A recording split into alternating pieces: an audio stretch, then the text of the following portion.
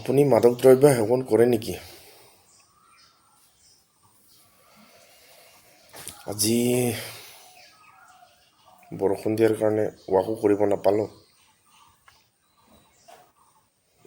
ঘৰতে বহি দুটামান মাদক দ্ৰব্যৰ ওপৰত কথা কওঁ আজি। হয়তো আপোনালোকে দেখিছে চাগে মোবাইলৰ জৰিয়তে নহ'লে নিউজৰ জৰিয়তে গাঁৱে গাঁৱে মাদক দ্ৰব্য নিৰ্মূল কৰিব লাগে বুলি সজাগতা সভা কৰি আছোঁ বহুত দিন আগৰ পৰাই। এতিয়া নতুন যিসকল নৱপ্ৰজন্ম আজি মাদক দ্ৰব্যৰ দ্বাৰা বহুত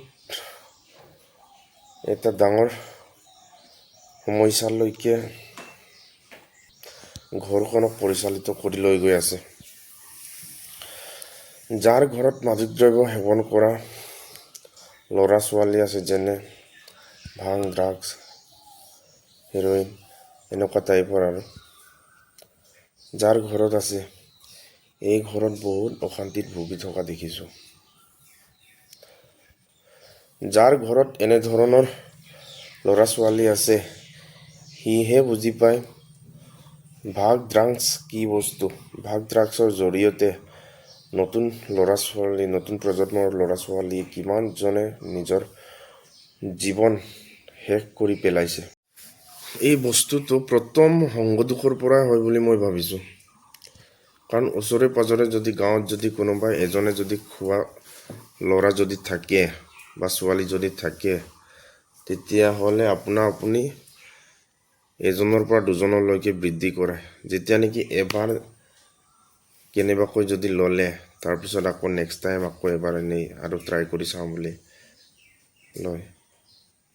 তাৰপিছত লাহে লাহে সি এটা নিচালৈকে পৰিণত হৈ যায়, আৰু য'ত নেকি নাখালে সি থাকিবই নোৱাৰা হৈ যায়। আৰু এনেধৰণৰ বহুত উদাহৰণ আছে বাৰু।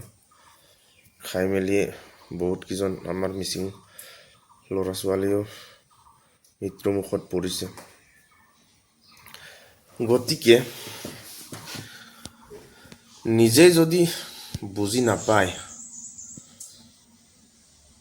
বহুত কিন্তু তাৰ ওপৰত আমি কাম কৰিও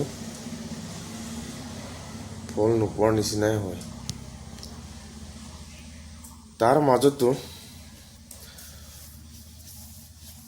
TMPকে অনবৰত তাৰ ওপৰত কাম কৰি এতিয়া প্ৰায় চাব গ'লে আমাৰ মিচিং অধ্যুষিত এলেকাত বহুতেই কম হৈছে। আৰু আজিকালি প্ৰায় 2 মাহমান ধৰি